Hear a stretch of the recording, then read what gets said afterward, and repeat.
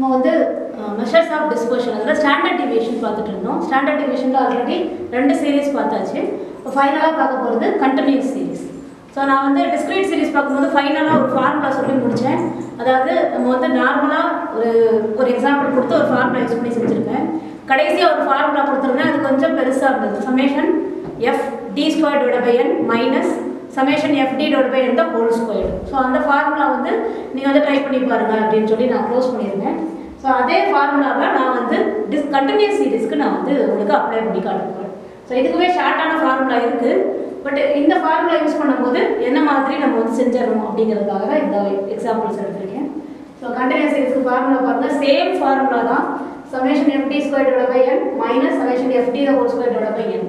இதில் ஒரே ஒரு வித்தியாசம் என்ன அப்படின்னா, இங்கே வந்து நம்ம எக்ஸ் வச்சு டி வந்து எக்ஸ் மைனஸ் எக்ஸ் பார் அப்படியே சொல்லி நம்ம போன வீடியோலாம் பார்த்தோம். இங்கே வந்து எக்ஸ் நமக்கு இருக்காது, பிகாஸ் கண்டினியூஸ் சீரீஸ்ங்கிறப்போ இன்டர்வலாக கொடுத்துருப்பாங்க. அதனால் நம்ம வந்து எக்ஸை வந்து எதை கன்சிடர் பண்ணுவோம் எப்போயுமே யூஸ்வலாக அப்படின்னு பார்த்தீங்கன்னா மிட் பாயிண்ட்டை தான் நம்ம வந்து எக்ஸுங்கிற மாதிரி கன்சிடர் பண்ணிக்கிடுவோம். ஸோ அந்த ஒரே ஒரு டிஃப்ரென்ஸ் மட்டும்தான், எக்ஸுக்கு பதிலாக எம் மைனஸ் எக்ஸ் பார் இருக்கும். இதில் எம் அப்படிங்கிறது மிட் பாயிண்ட். ஸோ இது வந்து மிட் பாயிண்ட் கண்டுபிடிச்சிட்டு நம்ம அஸ் யூஷுவல் செய்கிற மாதிரி செஞ்சுட்டே இருக்கணும். So mid point minus x பார்ங்கிறது மீன்குரிய ஃபார்முலா சமேஷன் எஃப்எம். இங்கே எம்ங்கிறது மிட் பாயிண்ட் தான் டிவைட் பை என். ஸோ கீழே டேபிள் போட்டிருக்கேன் பாருங்க. டேபிளில் ஃபார்முலாவில் நம்ம என்னென்ன தேவையோ அது எல்லாத்தையும் கேட்டகரைஸ் பண்ணி எழுதியிருக்கேன். ஃபஸ்ட்டு பாருங்கள், நமக்கு ப்ராப்ளம் வந்து இந்த 2 தான். அதாவது கிளாஸ் ஃப்ரீக்வன்சி இந்த 2 காலம் மட்டும் தான் நமக்கு கொடுத்துருப்பாங்க. மித்த எல்லாமே நான் வந்து எழுதுறது. ஸோ இது வந்து ப்ராப்ளம். ஃபஸ்ட்டு காலம் பாருங்கள், எம் போட்டிருக்கேன். ஏன்னா மிட் பாயிண்ட் தான் நமக்கு முதல் தேவை. So M. அடுத்ததாக நம்ம மீன் கண்டுபிடிக்கிறதுக்காக எஃப்எம் போட்டிருக்கேன்.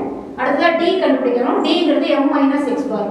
ஸோ மீன் மைனஸ் எக்ஸ் பார் கண்டுபிடிச்சிட்டு நம்ம எழுதிக்கலாம். அடுத்தது எஃப்டி இங்கே வேணும் இல்லையா, எஃப்டி கண்டுபிடிச்சிருக்கோம். அடுத்து டி ஸ்கொயர், ஏன்னா சமேஷன் எஃப் டி ஸ்கொயர்டு வேணும், அதுக்கு டி ஸ்கொயர் தனியாக கண்டுபிடிக்கணும். Next last column f d square. So இதில் போன ப்ரீவியஸாக பார்த்த மாதிரி தான் முதல் மீனுக்கு என்ன தேவையோ அதை மட்டும் தான் முதல் கண்டுபிடிக்க முடியும். அடுத்து டேபிள் அப்படியே ஃப்ரீஸ் பண்ணிவிட்டு கீழே நம்ம கேல்குலேஷனில் முடிச்சுட்டு தான் ரிமைனிங் எல்லாமே நம்ம வந்து ஃபில்அப் பண்ண முடியும் டேபிளில். ஸோ எஃப், அதுக்கு அடுத்த காலம் எம் போட்டிருக்கேன். நான் ஆல்ரெடி மிட் பாயிண்ட் வந்து எப்படி கண்டுபிடிக்கிறது அப்படின்னு சொல்லியிருந்தேன். அப்படி இருந்தாலும் ரீகால் பண்ணிக்கலாம். 2 இன்டர்வலுக்கு நடுவில் உள்ள மிடில் பாயிண்ட் 0 to 10 அப்படிங்கிறப்போ மிடில் பாயிண்ட் வந்து 5. ஒருவேளை எனக்கு கண்டுபிடிக்க தெரியல, மிட் பாயிண்ட் வந்து கண்டுபிடிக்க தெரியல அப்படிங்கிறப்போ நம்ம என்ன பண்ணிடணும் அப்படின்னா, இந்த இன்டர்வலோட லோயர் லிமிட் அப்பர் லிமிட் ரெண்டையுமே கூட்டி 2ஆல் டிவைட் பண்ணிடணும். அதாவது இங்கே லோயர் லிமிட் பார்த்தீங்கன்னா 0 ப்ளஸ் அப்பர் லிமிட் பார்த்தீங்கன்னா 10. So 10 divide by 2. ஸோ 10/2 அப்படிங்கிறப்போ மிட் பாயிண்ட் வந்து 5 கிடைக்கும். இதே மாதிரி நம்ம ஒன்று கண்டுபிடிக்கலாம். இது வந்து ஹோல் நம்பராக இருக்கிறதுனால ஈஸியாக நம்ம கண்டுபிடிச்சிடலாம். பாயிண்ட் வச்சு இருந்துச்சு அப்படின்னா கொஞ்சம் டிஃபிகல்ட்டாக இருக்கும். அந்த டைமில் நீங்கள் இந்த மெத்தடை யூஸ் பண்ணிக்கலாம். ஸோ அதை யூஸ் பண்ணி மிட் பாயிண்ட் கண்டுபிடிச்சிருக்கேன். நெக்ஸ்ட்டு மீனுக்கு தேவையான எஃப்எம் ஃப்ரீக்வன்சியும் மிட் பாயிண்ட்டையும் மல்டிப்ளை பண்ணணும். ஸோ 2ஐயும் மல்டிப்ளை பண்ணிங்கன்னா 8 × 5 12 × 15 17 × 25 அந்த மாதிரி மல்டிப்ளை பண்ணியிருக்கேன். இதுக்குரிய டோட்டல், ஏன்னா மீன் கண்டுபிடிக்க நமக்கு தேவைப்படும். ஸோ 2க்குமே நான் எஃப்க்கும் எஃப்எம்முக்கும் டோட்டல் போட்டிருக்கேன். ஸோ இந்த டேபிள் இப்போ இதோட ஃப்ரீஸ் பண்ணிவிட்டு டேபிளுக்கு கீழே இந்த கேல்குலேஷன் நம்ம போடணும். எக்ஸ் பார் எப்படி அப்படிங்கிறத கண்டுபிடிக்கணும். Summation f divide by n. So summation f m இப்போ தான் கண்டுபிடிச்சிருக்கோம். 2185 டிவைட் பை கேபிட்டல் என் அப்படிங்கிறது சமேஷன் எஃப். ஸோ 71 2ஐ டிவைட் பண்ணிங்கன்னா 30.77 கிடைக்கும். அந்த 30.77 வச்சு தான் அடுத்த டேபிள் ஃபுல்லாகவே நம்ம செய்ய வேண்டியிருக்கும். ஸோ இங்கே ஃபில்லப் பண்ணிட்டேன். இப்போ எம் மைனஸ் எக்ஸ் பார், எம்ங்கிறது இந்த mid point. So 5 minus 30.77 minus 25.77. Again இங்கே வந்து நம்ம நெகட்டிவ் வந்தாலும் நம்ம ஒரே பண்ண தேவையில்லை, ஸ்கொயர் பண்ணும்போது ஆட்டோமேட்டிக்காக அது போயிடும். நெக்ஸ்ட் 15 மைனஸ் 30.77 25 மைனஸ் அந்த மாதிரி ப்ரொசீட் பண்ணிட வேண்டியதான். இது வந்து நமக்கு டி. அடுத்ததாக எஃப்டி கண்டுபிடிக்கணும்.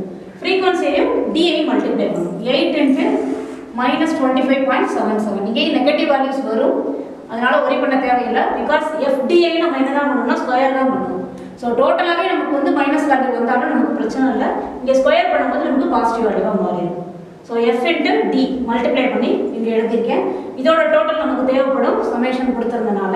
ஸோ ஓவரால் டோட்டல் பண்ணேன் அப்படின்னா 0.33 வருது. ஏன்னா நெகட்டிவ் வேல்யூஸ்லாம் இருக்கிறதுனால சப்ராக்ட் பண்ணும்போது நமக்கு 0.33 தான் வருது. நெக்ஸ்ட் வந்து d square, f d square கண்டுபிடிக்கணும் அப்படிங்கிறதுனால ஃபஸ்ட்டு நான் டி ஸ்கொயர் கண்டுபிடிச்சிக்கிறேன். இதோட square 25.77 the whole square. So negative value இருக்கிறதுனால ஆட்டோமேட்டிக்காக அது பாசிட்டிவாக மாறிடும். d squared. Next final column is f d squared. So f into d squared. So 2 into 664.09. இப்படியே மல்டிப்ளை பண்ணோம். 12 into 248.69. இந்த மாதிரி மல்டிப்ளை பண்ணிட்டே வந்தோம் அப்படின்னா இந்த மாதிரி நமக்கு வேல்யூஸ் கிடைக்கும். இதோட டோட்டல் பிகாஸ் இங்கே சமேஷன் கொடுத்துருக்காங்க. இதோட டோட்டல் பார்த்தீங்கன்னா 19,732.19 வரும். ஸோ டேபிள் இதோட முடியும். அடுத்து டேரெக்டாக நம்ம வந்து ஃபார்முலா அப்ளை பண்ணிட வேண்டியதான். ஃபார்முலா பாருங்கள், standard deviation equal to summation f d square divide by m. So summation f d ஸ்கொயர்ங்கிறது இந்த வேல்யூ தான் divide by summation f capital என்னங்கிறது summation f. So 71 minus summation fd divided by n the whole square. Summation fd the கண்டுபிடிச்சிருக்கோம் 0.33 divided by 71 the whole square. So இதை வந்து divide பண்ணியிருக்கேன். இதை வந்து டிவைட் பண்ணி ஸ்கொயர் பண்ணியிருக்கேன். எப்பயுமே நான் முன்னாடி வீடியோவில் வந்து 2 டிஜிட் 3 டிஜிட் எடுத்தால் போதும்னு சொல்லியிருந்தேன். இந்த பர்டிகுலர் வேல்யூ வந்து நிறைய டிஜிட்ஸ் எடுத்துருக்கேன்.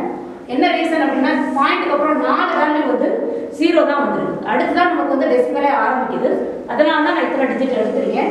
ஸோ இந்த டிஜிட் எடுத்து சப்ராக்ட் பண்ணும்போது நமக்கு 16.67 கிடைக்கும். ஸோ இதுதான் வந்து கண்டினியூஸ் சீரிஸ்க்குரிய கேஸு. இதை வந்து நம்ம நார்மலாக முன்னாடி பார்த்தோம் இல்லையா, அந்த ஃபார்முலா வச்சும் செய்யலாம். நீங்கள் ட்ரை பண்ணி பாருங்கள். அடுத்த வீடியோவில் இன்னொரு கண்டென்ட்டை நம்ம பார்க்கலாம். தேங்க்யூ.